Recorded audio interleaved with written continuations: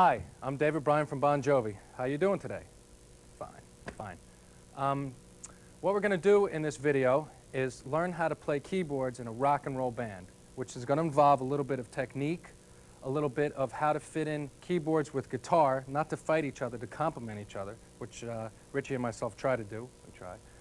And how to build a couple of sounds and how to move your fingers around. Does that sound good? Sounds good.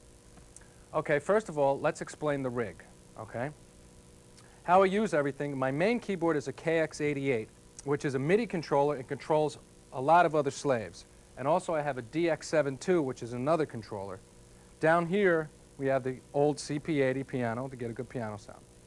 Back behind me over here, come on over here, we have a sampling piano, a Prophet 2000 sampler, which to get good string sounds and voices and just to sample some good stuff, and the old Dinosaur, the Memory Moog, which I use as a staple for my sounds. It gets a lot of warmth because it's analog.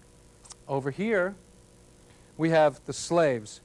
Two 816 racks, which is 8 DX7s down over here. An old Voyetra, which is actually, it has good punchy sounds and good bass sounds, which is the one that you just heard in Pink Flamingos was a bass sound. And we have the MSB MIDI patcher. Here we have sound reinforcement, my amps and all that gizmos over there. And we have over here my effects units. I don't know if you could see them. They're probably hard to see, but a couple of SPX 90s down over here. And over here we have the Macintosh Apple computer, which I use basically to interface with the Prophet 2000 with the sound designer. And what that does is it puts your samples up on a screen and you could loop it a lot easier. It makes life a little bit easier. Down over here, we have McDonald's. We have a little bit of lunch. We'll take a little break in the meantime. In the middle, we'll have a little bit of Big Macs and some fun. Okay? Now let's begin with some technique. Okay, this part, we're gonna discuss a little bit about technique. A very good book that you should go get. You could stop the tape now and run out and get it. It's called Hannon. It's from Schirmer's library. I've had this book since I'm 7. One day I'll finish it up. No. This I do every day for about an hour, and it loosens up your hands and it limbers them. I'll show you a couple of warm-up exercises in here. If you open it up to page 21, it starts on book 2. I'll show you one of the exercises to start to get your fingers to move. Basically, it's working on, you want to lift your fingers up about an inch from the piano and get your fingers to really go slow and even and just start to loosen them up.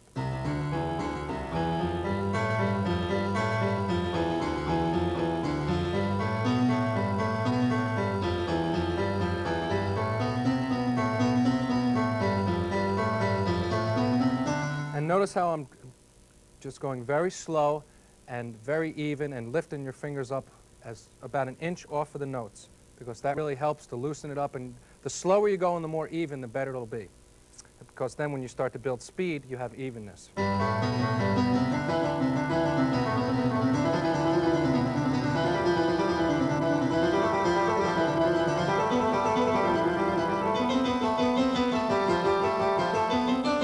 See what I mean?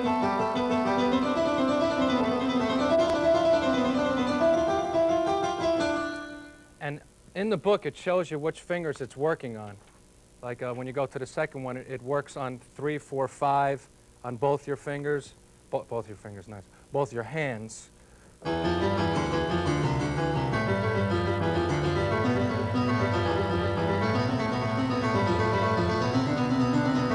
And this goes through about 10 exercises to get to work on 1, 2, 3, 3 and 4, 4 and 5, to get your hands really limber. And then it goes on to working a very good exercise for your thumbs, is turning your thumbs under so you can move and get into arpeggios. This is number 32. I'll show it to you. Right here. And this basically gets your thumbs to move. Don't do that again.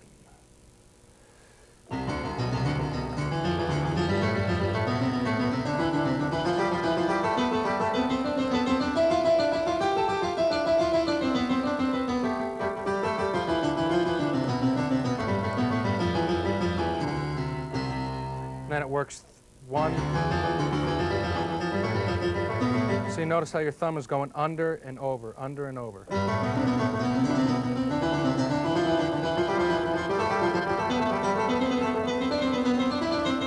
So it moves your thumbs around, so when you want to play something, your thumb is loosened up so you can move up and down. And we go on to I'm going to do it 15 more times.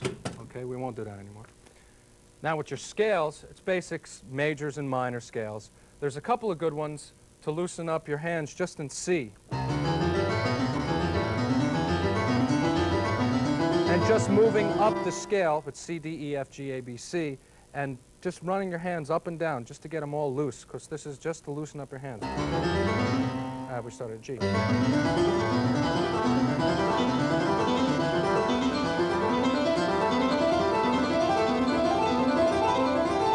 And then it goes down.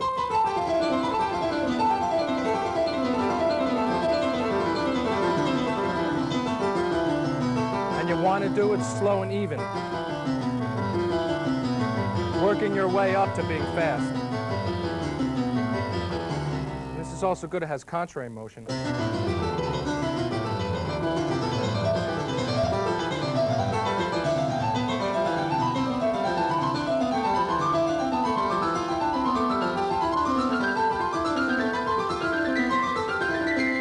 And again, the other way.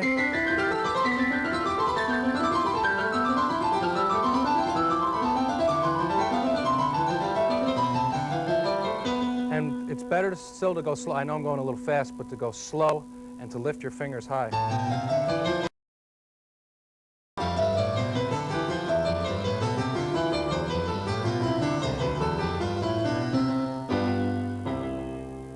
And that's basically to loosen up your hands. It's a very good book. I suggest it pretty highly. Okay.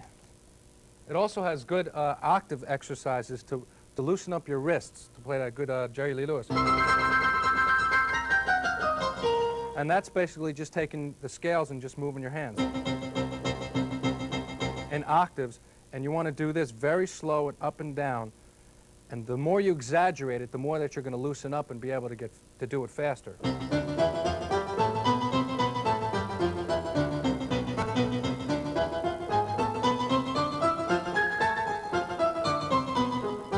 You can run through your scales and do C and then to the relative minor and then go to F with one flat.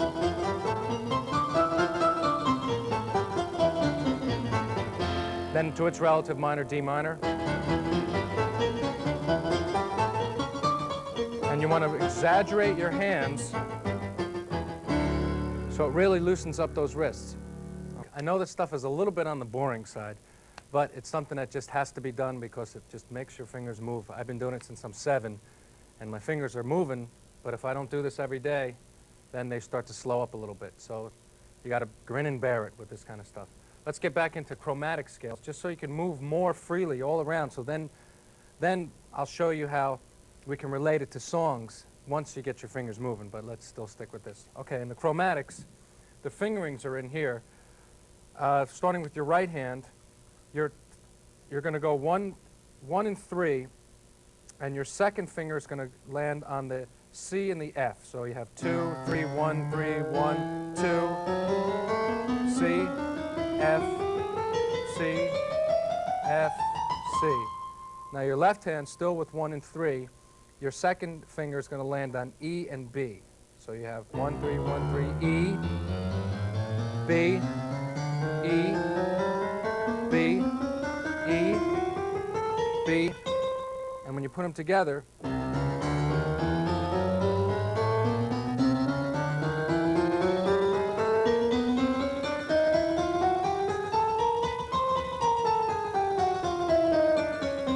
and they're changing all the time, not at the same time because they're on a different note, but just when practicing you can get it. And in here they have, you could do minor thirds. And the same thing that's happening, that your right hand is changing on the F and the C, while your left hand is changing on the E and the B. And this has different variations. That's a major sixth.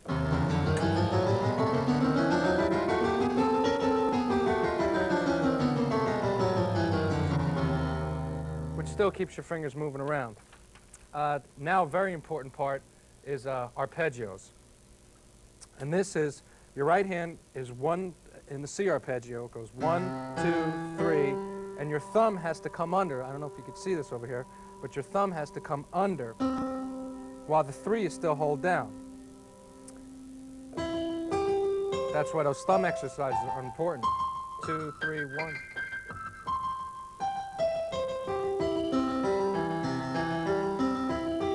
And without moving your elbow all the way up, you want to keep your elbow in and try to get that thumb underneath.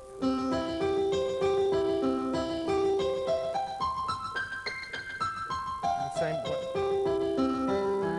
So you're actually holding that C for a second. You're holding the G, I mean, while you're going to the C to make it a little more legato. And the left hand, it's 1, 4, 2, and then you're coming over with 4. But see, you don't want to get your elbow all the way out. You want to keep it down, and that thumb is you're almost like this.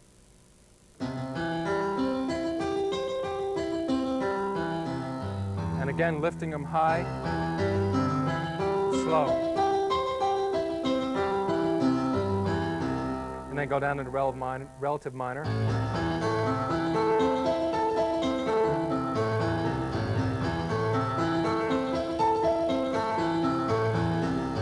Then down again to a third, to the F, which is 1 flat.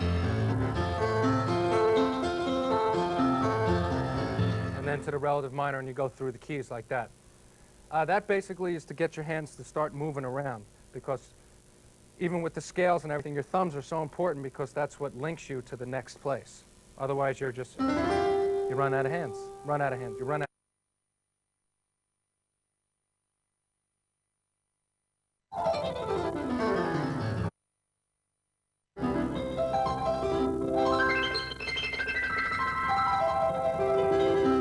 So you want to move that all around, and this book is very good for that. It basically works in C major. You can do it in different keys, but just to start off, it's good just to stay in C. And once you get through all the major arpeggios, this even gives better stretching, is for diminished. Now this is pain over here, but it stretches your fingers out a lot. In a C diminished, and D diminished.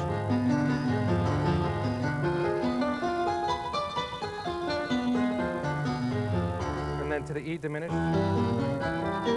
These are good stretching exercises. Same, but then it goes through the sevenths, like a C 7.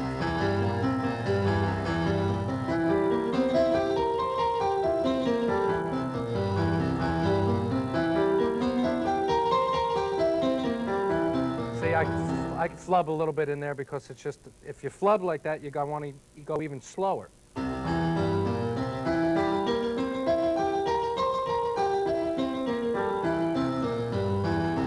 And then that goes through C, D, E, F, G, A, B, C. And then book 2 starts to get into a lot of trills and moving in thirds. And again, back to that octaves, which is really important, the octaves. Especially when you want to go at the high.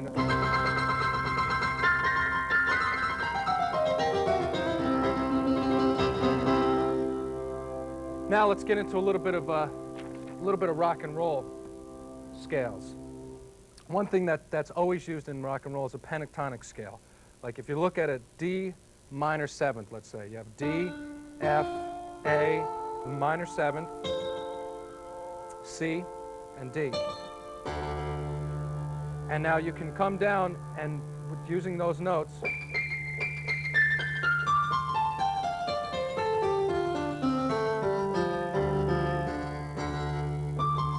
like in Pink Flamingos with the opening I played, there's a run that you do is where you're using 4 of the pentatonic scale, like F, D, C, A, D, C, A, G,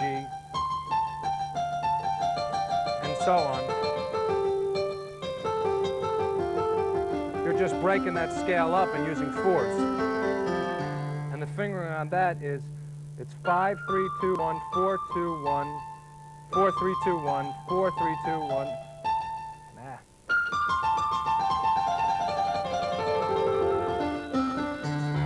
do 5, 3, 2, 1, 4, 3, 2, 1, 5, 3, 2, 1, 4, 3, 2, 1, 4, 3, 2, 1, 5, 4, 5, 4, 4,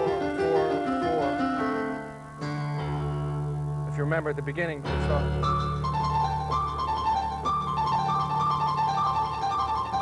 And that's all that's doing is going D, C, A, C, A, G. And doing it, start it slow. And they go into the fourth.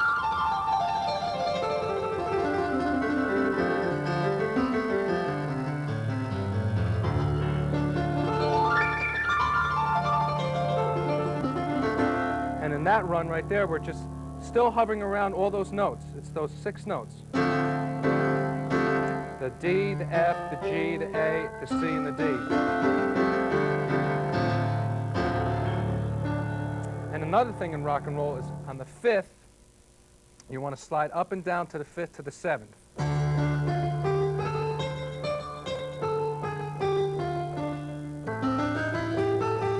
And again to that pentatonic scale. Because you're basically taking an A7, A minor 7.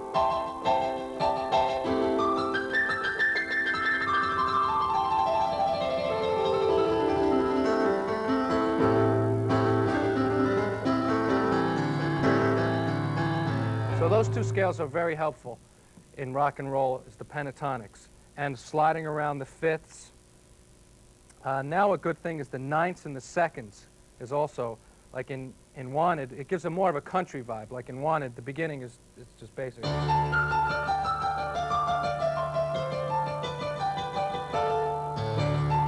But see now the big stretch on that, that's a 10th. And with this book, it gives you a lot of help stretching your hands. And then when the piano comes in the song, it does a D suspended, which is also used in rock and roll a lot, is the suspension around the 3rd. You're always playing. So you see what I'm doing? You're at the 3rd, you go to the G, to the E, and the F sharp.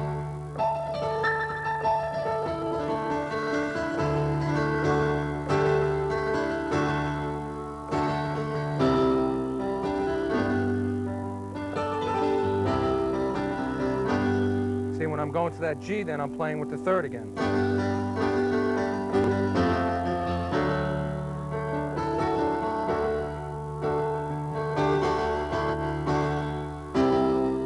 And then into the 9th, again with the 3rd. A country lick is that, the 9th to the 3rd.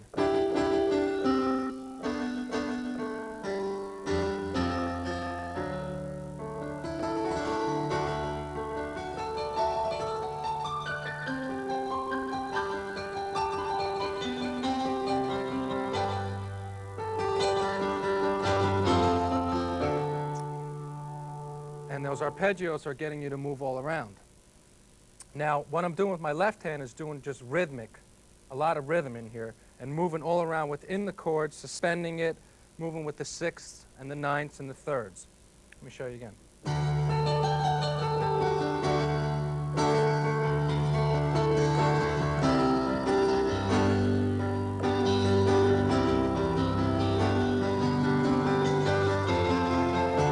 Now I'm going a little fast, but you can see how they're creating rhythm, like almost in a drum, because it's a percussion instrument. You have the bass drum and the snare, like as though your 5th finger were the bass drum and your thumb were the snare, like cha, boom, boom.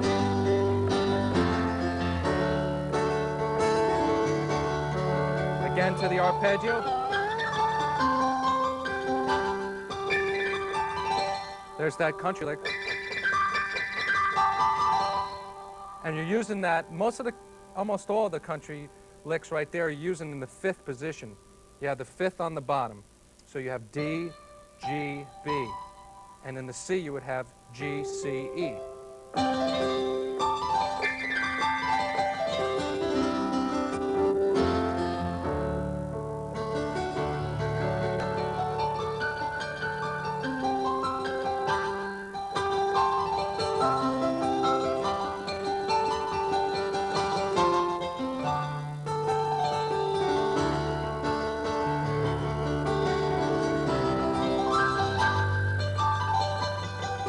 And then you can play around in the chord. Notice how I'm always staying in the G.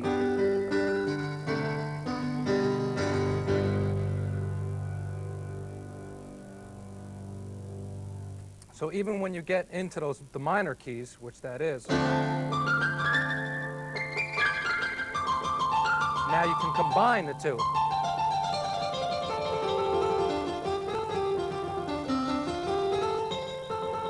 There's your 5th and 7th again.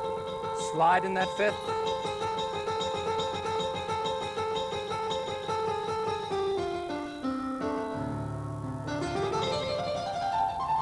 Now taking a pentatonic scale, you can even go up, and that's in 3s. Your thumb always on the bottom. It's just 1, 2, 3, 1, 2, 3, 1. And coming down, it's just 3, 2, 1.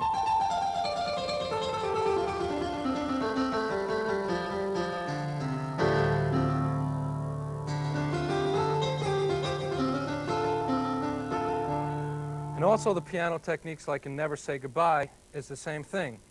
You work first to maybe bring in now a little bit, let's bring in a little bit of how we work piano in with guitar. Now in Never Say Goodbye, there's a main theme.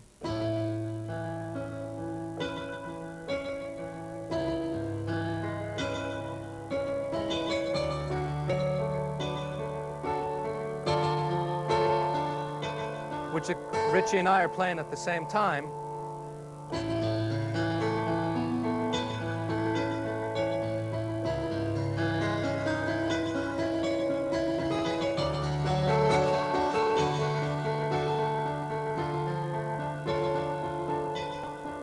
And now when we get to the verse, we have a choice. One of us can riff while the other one pads, or one can pad while the other one riffs. So what we choose to do is he does a little bit of riff, and I'm padding while moving. And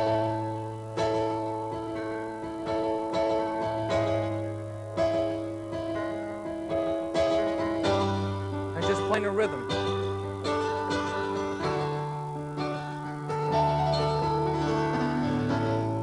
And see how I brought that country licking? Around that 3rd again, in the 5th position. Because it leads you right to the A.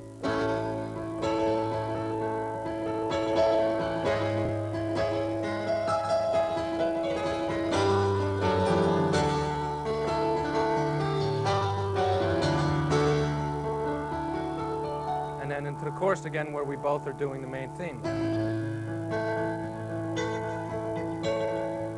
And my left hand is just working around the chords.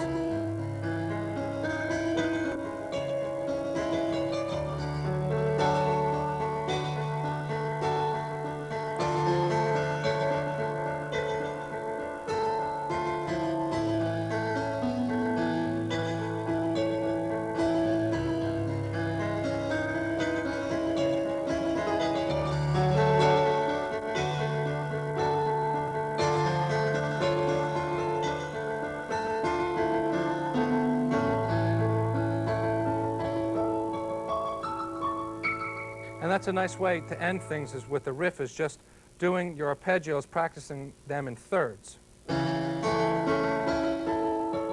See, we're starting with A and C sharp. Let's say we're doing A arpeggio.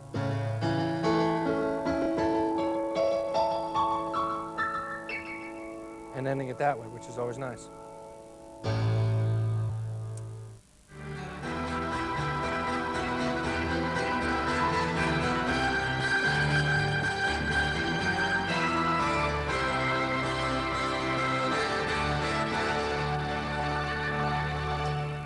Okay, what I'm going to explain now a little bit is basically how we came up with the idea and how I came up with these parts to fit in the song. Okay? This is very important because there's certain moods in the song, and there's parts, and there's a lot of things that make up a song. I would suggest the first thing, though, is you have to eat a little bit. See, we have Big Macs over here, brain food. Big Mac is a good thing, Mike. Brain food. It's very good for you. Watch out for the fries, girl. Get yourself something to eat. It's good. Okay.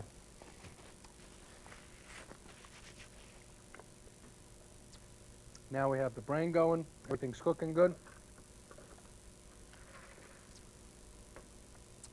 Now, when you look at the mood of a song like Living on a Prayer, the first thing that we started off with was just this riff.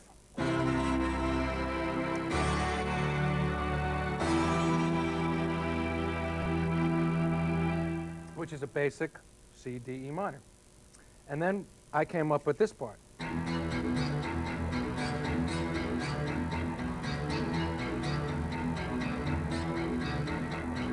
And Richie played that on the talk box, so then it needed a part for the verse. So I came up with this in the same rhythm, playing around, getting back to the third part, take the E minor, put it in the fifth position with the B on the bottom, and you're playing with B, E, G, and around that third again.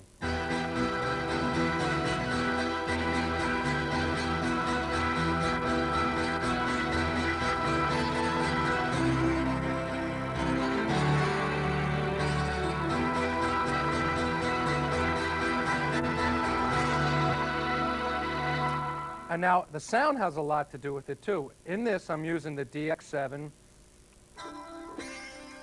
for a bellsy kind of Rhodesy sound in there, a little space age. The 8 racks for the big piano sound. The strings are coming from the Prophet, sampled strings. But Living on a Prayer is a song of, it needed a majestic sound, you know, something of hope, really, and a big majestic sound. So that had a lot to do with it, and it suggests parts.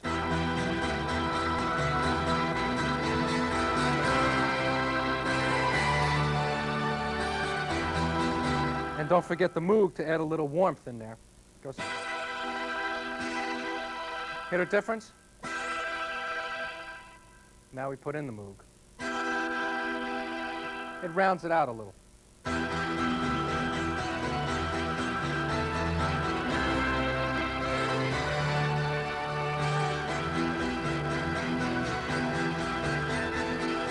Now in the B verse of that, it just moves from C, D, D, then E minor, D, C. And when you look at the melody of the song and things that are going on, one of the strongest things you could always do is still getting back to rhythm, and which is what I did. One note sometimes means more than 15 notes if it's strong rhythm and it fits in, like in that part.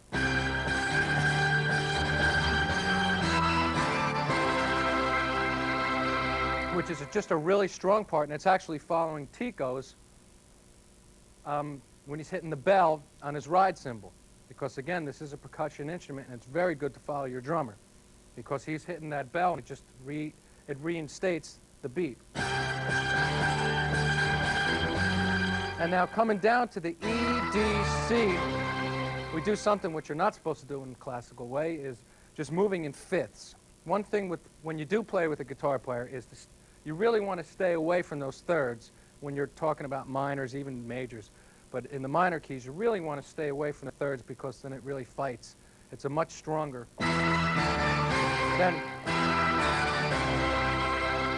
Because it just bites more.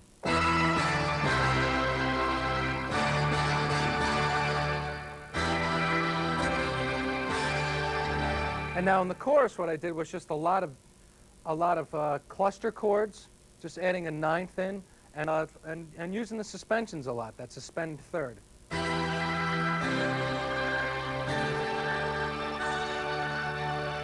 See, we have just your basic E minor. Now we go to the C, I added the ninth, or the second, whichever. And now without moving too many fingers, see, you already have the D and the G. You're at a D suspended. Then you release it, and then the fifth position on G to C. And now you're keeping the G again to suspend the D one more time.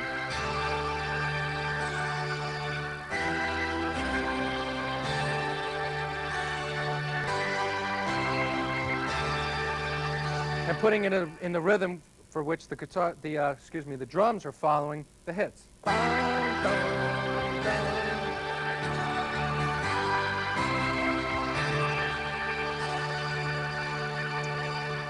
See what I mean there? And then getting back into the verse then.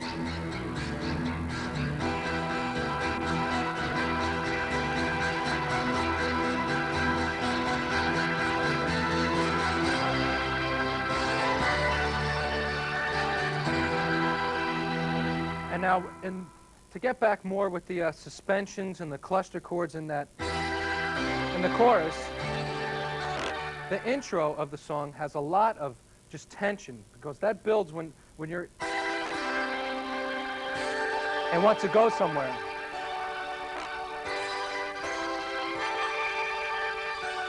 See how you tense up and then it relaxes. Same at the beginning.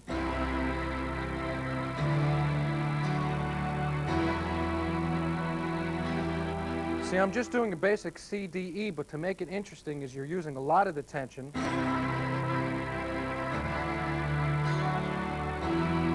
By just releasing to it off time.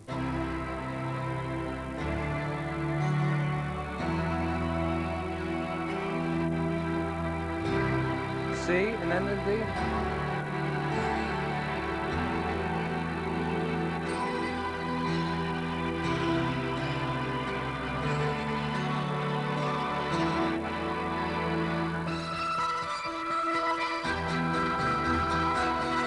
Getting back into it like that.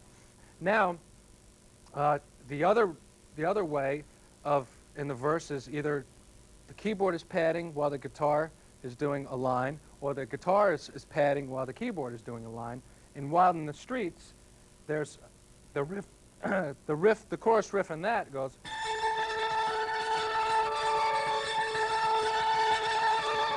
While the guitar is just punching out chords. Oh, let me turn that on. He's just playing through the power chords and the rhythm, giving the keyboard time to sing.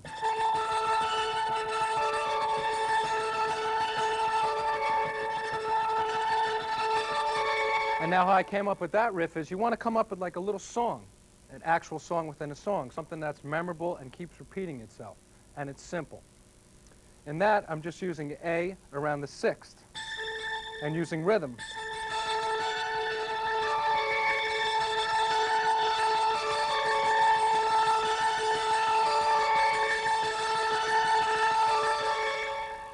And then when it gets into the verse, then it comes back down to the piano, and it's just a basic pad.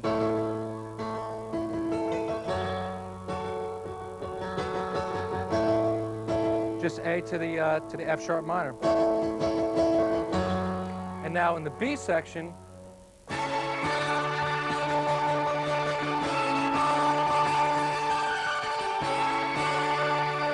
and that's using, it's real good when you're going from the 1 to the 4. When you're in the 1, in the 5th position with that 5th on the bottom, the E, A, C sharp, when you're going to the 4th, you just have to move your 2 outer fingers.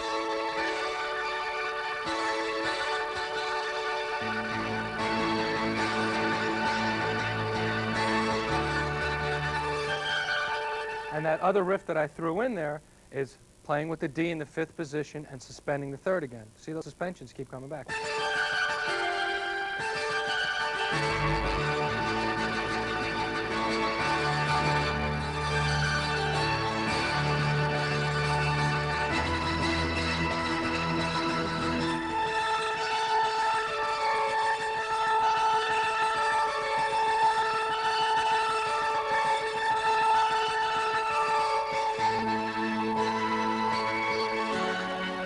So this is now the padding in the synthesizers more than piano is just holding notes. And it's not bad to just play 4 notes. You don't have to play the whole chord, just play the... And it's in that 5th position again, which I like a lot. Because you can move up to the 3rd.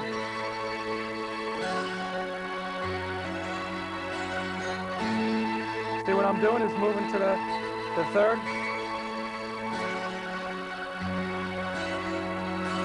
Moving back to that minor 7th. And then and it leaves you, your hands aren't moving all over the place, and then it moves you right back into for the B section. So.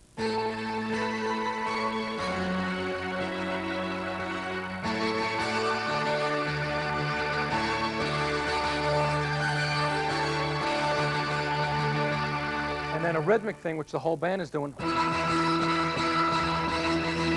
And notice how I'm leaving out the third again, because when you're playing with the guitar, you really want to leave out that third, because the fifth is just stronger.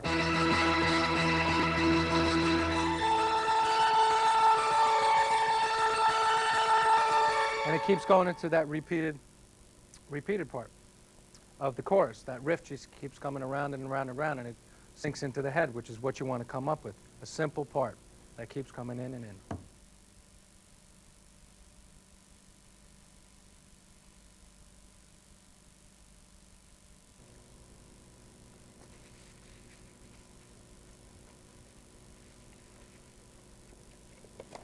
Remember what I told you? Brain food. It's very important that you eat. It's good stuff. Okay. Getting back to the mood of a song. Take, for instance, in Wanted, it's basically a cowboy song, which is an acoustic guitar and just John singing, vocals. But to add the ambience almost of Clint Eastwood walking down the street and you're waiting for that. I mean, it's almost like that. I added the strings and then brought them. And see, what I have is a couple of the synthesizers are pitch bending and some of them aren't. So it even makes it more eerie because, again, with that tension thing, see how it builds up? While Richie's doing this part.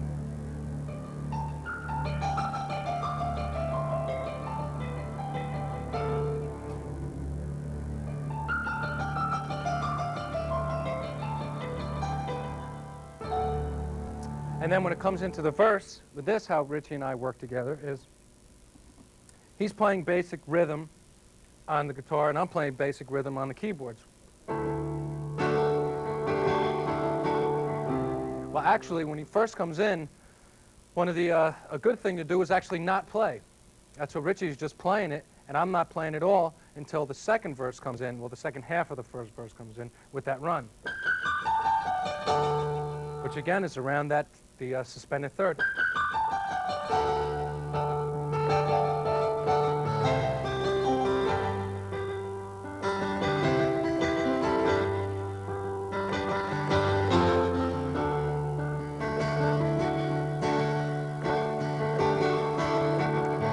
So we're just rhythm together.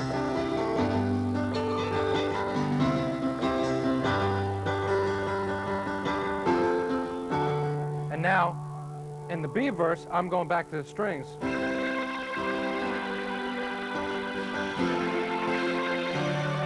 Which is actually just a two-part. C, G.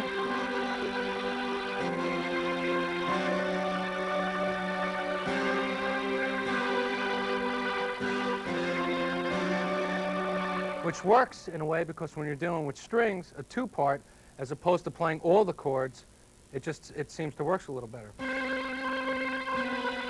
Actually starts off with one note.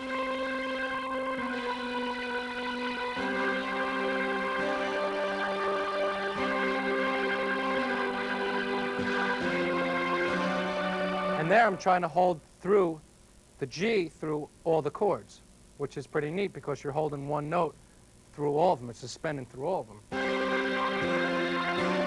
And then again, while he's doing that lead riff.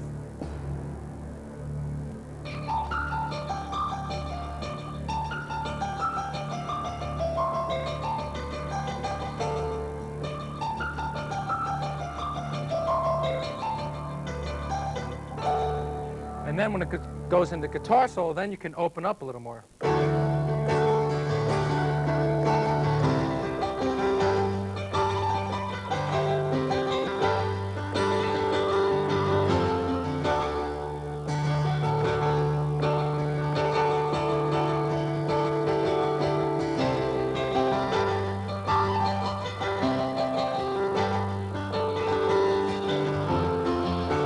Again, using the arpeggios, suspensions, using all those areas. Basically, it works together. And then at the end, I'm even playing both.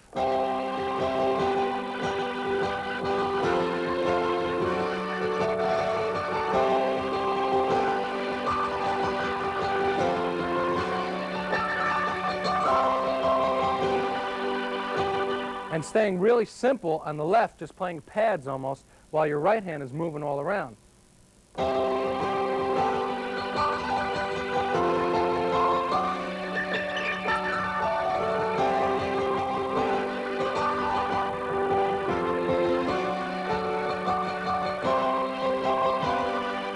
And then at the end, another little riff adding, which follows the melody. See, another thing, like I said before, when you want to build a riff, sometimes, like in Wild, I just came up with a riff which had a little bit to do with the song, but it didn't mimic any of the lyrics. This, the dead old...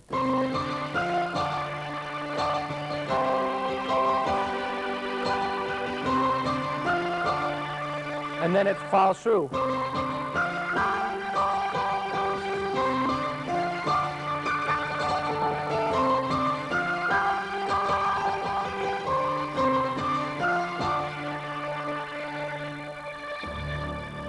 And then while I'm doing that, Richie's playing.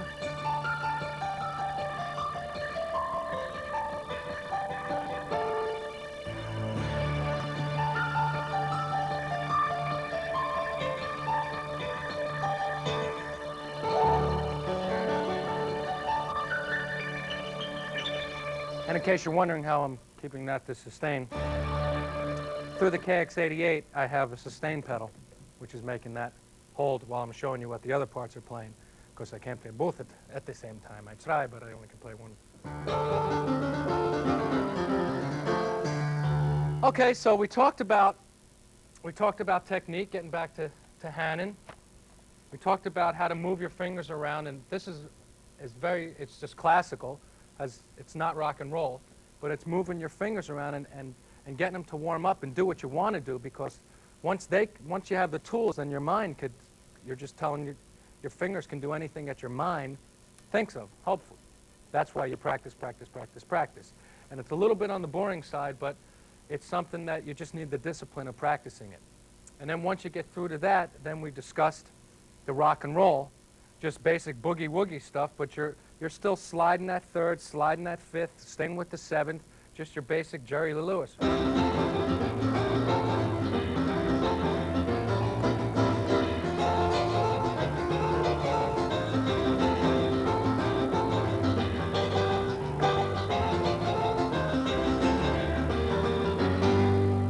And that's just using that's basic rock and roll, 1-4-5 back in the 50s, but you can relate that because you're still sliding that third and keeping with the fifth.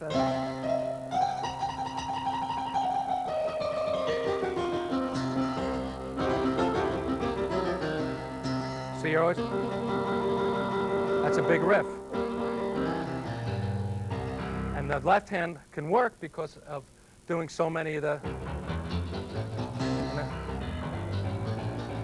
and this is just a basic pattern. But if you don't work on your left hand, it is a paw, and it doesn't work. You want to change it into a tool, not a paw, and it takes a lot of work. We talked about the country mixing in with the pentatonics, back to the...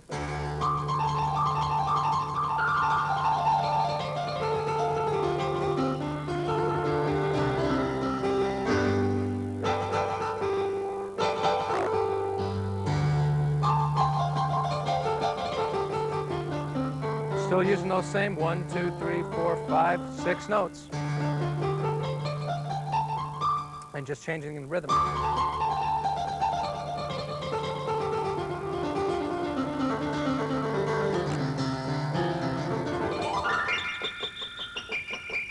Using those same notes. And then we discussed how to create a riff and how it actually fits in the song. Because you have the intro. When you break a song down, you have the intro, the first verse, then a B verse, then a chorus, then a second verse, the B verse, and the chorus again. So during the verse, that's where you have to make something interesting, is either you pad or you move, and there's eighth notes and melody lines to follow. And you want to fit it in with the guitar, because that's the whole main reason that I didn't discuss too much on building of sounds, because you can get some good sounds, and when you MIDI stuff together, you can get some good stuff.